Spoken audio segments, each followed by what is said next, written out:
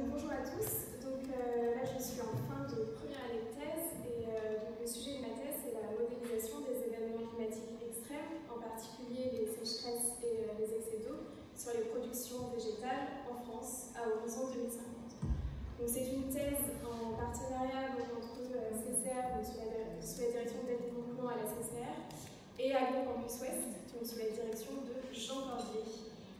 C'est également une thèse qui est en partenariat avec Météo France, puisque je vais utiliser le modèle Arpège-Climat que vous a présenté déjà pour la modélisation à horizon futur.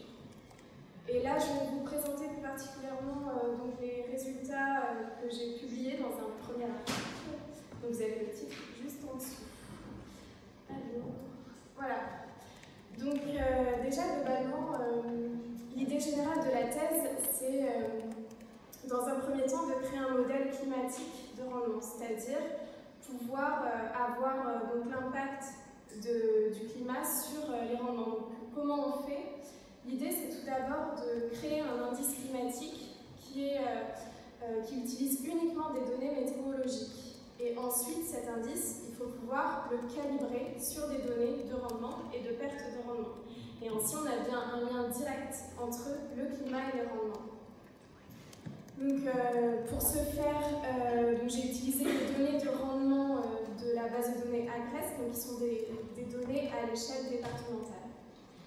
Une fois que c'est fait, c'est bien, mais ça ne suffit pas, puisque, notamment pour pouvoir appliquer des conditions d'assurance, puisque c'est aussi ce qui nous intéresse, on a besoin de descendre à l'échelle de l'exploitation agricole, notamment pour appliquer des conditions de seuil de déclenchement et de franchise de l'assurance multirisque climatique, qui intéresse beaucoup les politiques publiques actuelles.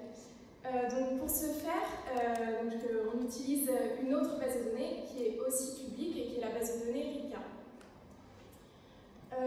Ensuite, une fois que c'est fait, on a un modèle climatique de rendement qui peut tourner à horizon 2050, ça je vous l'expliquerai par la suite. L'idée c'est d'intégrer, puisqu'on va dans le futur, d'intégrer des structures d'évolution des exploitations agricoles. Donc là l'idée, c'est pas encore fait, ce sera de préparer des scénarios d'évolution et de pouvoir les projeter en 2050. Et donc à partir de ça, on va, notamment en utilisant le modèle Arpège-Climat de Météo France, on va pouvoir avoir 400 années de distribution de climat actuel et de climat futur à horizon 2050, en déduire donc l'exposition des cultures face aux sécheresses et excès d'eau extrêmes, puisque c'est ce qui nous intéresse. Alors, comment on fait? Donc l'idée, c'est quelles données météo utiliser pour pouvoir les calibrer au rendement. Quelles données et quel type d'indice pour pouvoir représenter les extrêmes, puisque c'est vraiment ce qui nous intéresse. Donc, c'est juste après, on a créé un nouvel indice qui s'appelle le DOCI. C'est un indice basé uniquement sur PETP, donc assez facile à calculer. C'est des données, il est calculé pour le moment à l'échelle du département avec une station météo par département. Cet indice matérialise très bien les extrêmes, donc c'est ce que vous avez sur le graphique.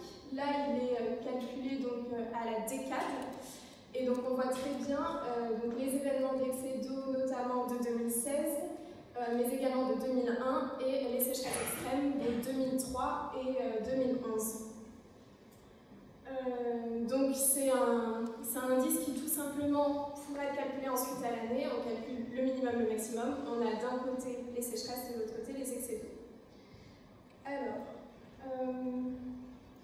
donc l'idée d'après, comme je l'ai dit, c'est de calculer cet indice sur les rendements, puisque finalement, aujourd'hui dans la littérature, il y a beaucoup d'indices qui matérialisent très bien les événements, déjà les événements climatiques, ensuite les événements extrêmes, mais le lien est peu fait avec les rendements, et c'est ce qui nous intéresse en termes d'impact. Donc c'est ce qu'on a fait, donc évidemment ça nécessite de lancer des simulations, un plan d'expérience, qui a tourné, 3000 simulations à peu près. Ici vous avez les résultats sur le blé tendre d'hiver sur la France métropolitaine, et ce que l'on voit, c'est que pour les valeurs extrêmes de l'indice, on a des fréquences de sinistres qui sont les plus importantes, donc 91% de probabilité d'avoir un sinistre pour les sécheresses, 76% pour un excès d'eau. Je rappelle que c'est en France métropolitaine, donc c'est normal, hein, puisque... et ensuite, ça va également avec les pertes de rendement les plus extrêmes. Et donc ça nous permet d'avoir un indice qui est très bien calibré au rendement. Et cet indice, ensuite, on peut projeter en 2050 et donc avoir, de ce fait, des pertes de rendement. Ensuite, voilà. Donc ici, c'était pour vous montrer une autre représentation, on va dire, autre qu'à l'échelle globale. Donc là, c'est par département. Donc à gauche, vous avez les valeurs de l'indice pour l'année 2003, donc année de sécheresse extrême.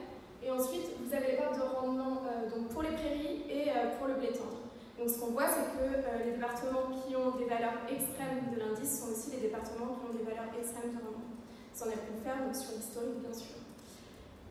Alors, hormis évidemment les régions d'irrigation. Et donc, ensuite, avant de passer au modèle arpège-climat, on a déjà créé un modèle stochastique qui utilise les copules gaussiennes et notamment la matrice de corrélation entre les stations par département. Et on utilise les distributions marginales, donc une loi normale pour le dossier sécheresse, puisque celui-ci suit une loi normale qu'on a vérifiée, et un bootstrap pour l'excès d'eau. Et donc on peut avoir une distribution des rendements, c'est ce que vous avez sur le graphique à droite, si on simule des années, un nombre limité d'années fictives. Et donc ce que l'on peut voir notamment, c'est que le sud, donc la Méditerranée, va être fortement exposé à la sécheresse, avec une grande volatilité qui vient aussi du fait qu'ici on a le blé tendre et qu'effectivement on a beaucoup moins de surface en blé tendre en Méditerranée. Une fois que c'est fait, qu'on a une idée de ce qui se passe globalement, avant ça, évidemment, donc là, ça a été un indice qui a été fait à l'échelle globale. L'idée, c'est oui, d'accord, à l'échelle globale, mais quand même, on n'a pas le même climat en France. Donc, on l'a affiné cet indice par région climatique en utilisant donc, la matrice de corrélation. Et donc, c'est ce que vous avez là. On a créé des régions climatiques donc, liées au comportement de l'indice. Et donc, une fois que c'est fait, on peut passer à 2050.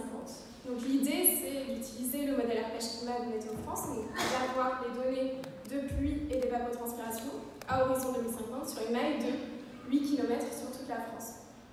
Donc une maille de 8 km, c'est bien, mais moi je vous ai dit que j'utilisais un rendement qui est à l'échelle départementale.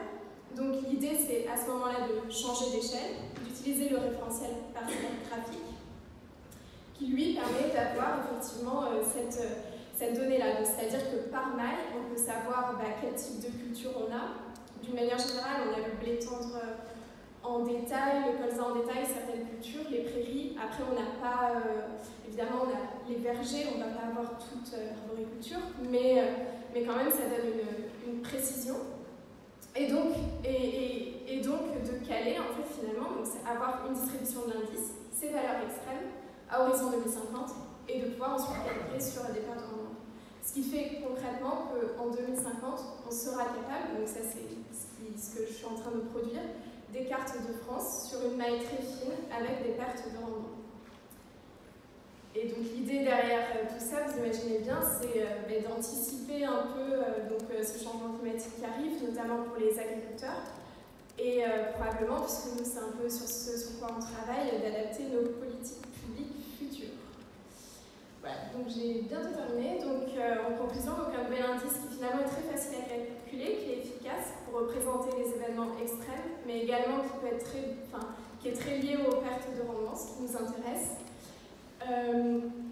Et un passage à la modélisation donc à horizon 2050 en utilisant le modèle arpège-climat de Météo France. Voilà, je vous remercie.